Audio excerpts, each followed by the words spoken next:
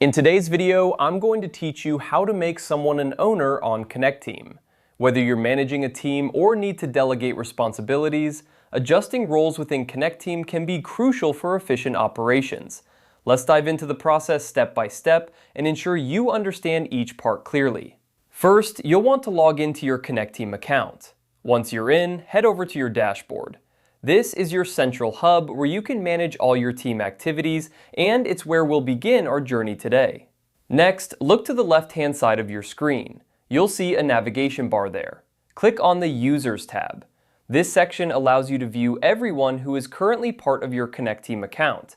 It's like your digital directory where every team member is listed. Once you're in the Users section, you'll need to scroll through the list or use the search function to find the person you'd like to promote to an owner. Click on their name to open their profile settings. You'll notice that this page provides detailed information about their current role and permissions within your team. Now, direct your attention to the Position drop-down menu. It's usually located near the top of the user's profile page. Click on this drop-down menu and you'll see a list of roles that you can assign. Here, you want to select Owner. This role typically has the highest level of access and permissions, so it's an important step in granting them additional capabilities to help manage your Connecteam environment. Once you've selected Owner, make sure to save your changes.